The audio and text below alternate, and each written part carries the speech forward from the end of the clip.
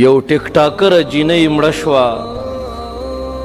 اوس دا نور صاحبان راځي او ویډیوګانې کوي، وایي د دې دا ناچګانې مه ګورئ ځکه چې هغې ته په قبر کې تکلیف رسي. نو چې ته دومره پوهېږې چې په قبر کې به تکلیف وي نو مه کوئ که نه، نور به څومره خپل الله خفه کوئ، نور به څومره محمد رسول الله خفه کوئ، نور به څومره د دې دین او اسلام مخالفت کوئ. د مرګ او د ژوند پته نه لګي. زه به په دې منبر ناظم که ټیم مې برابر شو دلته به لاندې راوغورځېږم، تاسو به راله لاس او خپې مه کوئ. هله څه چل پې وشو؟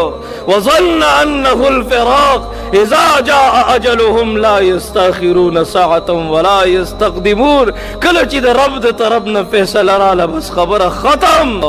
تا چې بل باندې د خورو ډیری جوړ کا دغه شانتې به په تا هم واوړي خاورې، اوازونه چې د بل د مرګي اورې دغه شان به ته د خپل مرګي هم واورې. عجیبه رحمانه زړه دې د کتو دی چې مرګی په دنیا شته او ته لا خاندې، او یو زنده چې د مرده په قبر تیر شي دومره بس دی نصیحت په دې دنیا.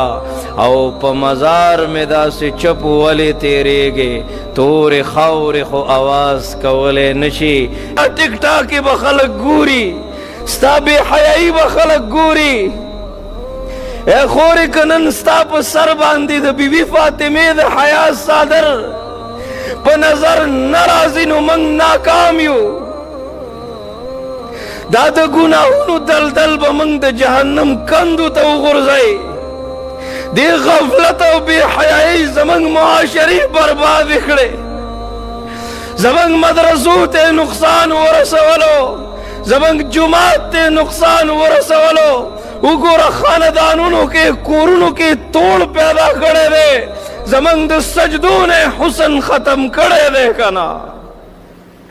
جنګله ولګوئ چې زما د مړ وجود هم چاته پته ونه لګي. ته ولې نه پوهېږې؟ ته به د سړي غوندې مونځ نه کوې، غوږونو له به ګوتې نه وړې، داسې به کوې، د سړي غوندې رکوع به نه کوې، ته به صفا مروه کې منډې نه وهې، هغسې سجده به د سړي غوندې نه کوې، د هغه غوندې قاعده به نه کوې. ای کفن کې ستا کپړې سیوا دي، ستا د حیا فکر دی. ته چې قبر ته کوزېږې خلک څادرې تاو کي چې ستا په مړ وجود باندې د چا نظرونه لګي. اے رب کائنات په قبر کې دننه په کفن کې ستا سر تور نه مني.